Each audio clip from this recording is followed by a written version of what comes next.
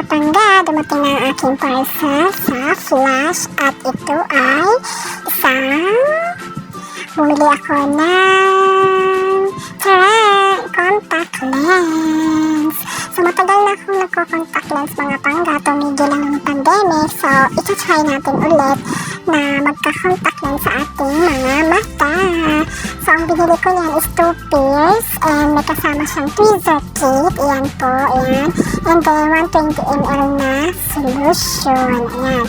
So, bubuksan na natin yung binili kong isa. Ang binili ko po dyan is OMG Brown and Rich Girl Gray. Yan yung tawag sa mga kulay ng contact lens na gagamitin natin. Ayan.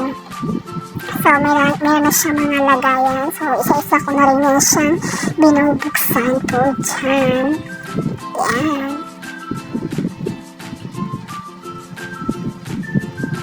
Yan, isanitize muna natin ang lagayan ng alcohol para maganda ang pagkakalagyan. At yan po, isa-isa ko na siyang ilalagay po sa lagayan. Hindi ko na po sinama yung tubig po dyan sa contact lens. Ang ilalagay ko po dyan ay solution.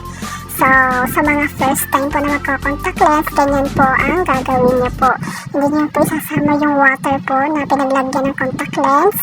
Pag-iwala niya sa tapon niyo na siya, and then ang ilalagay niyo na lang po ay yung solution niya mismo at ibababad niyo po yan sa 6 hours. Kasi para iwas po pangati or namumula yung mata irritated. Kahit sa mga bago maglalagay or kahit bago man or dati nang naglalagay ng contact lens ay mas maigi po na solution na po ilalagay at tapon na po yung lagayan mismo ng contact lens at ibababad po siya na 6 hours. So antayin natin yan ng 6 hours po bago tayo maglalagay ulit sa contact lens.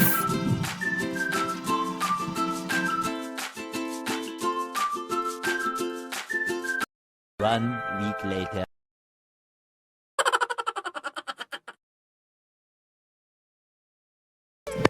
This is it guys, ito na ang ating part 2. So ngayon is maglalagay na tayo ng ating contact lens. Ito try na natin siya kung okay ba sa akin dahil ang tagal kong hindi nakapaglagay na ng contact lens. So medyo kabado pa yan, baka mangangati ako or mag-irritate yung mata ko.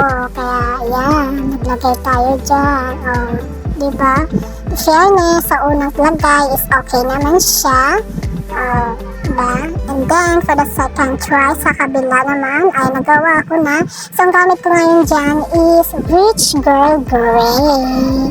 So, unang try natin sa kulay ng gray. So, ayan na po yung result niya. So, okay naman siya at komportable naman ako sa aking pagsusuot ng contact lens. Medyo maluha-luha lang, ganun po talaga. And then, pag nasanay na, it's okay na.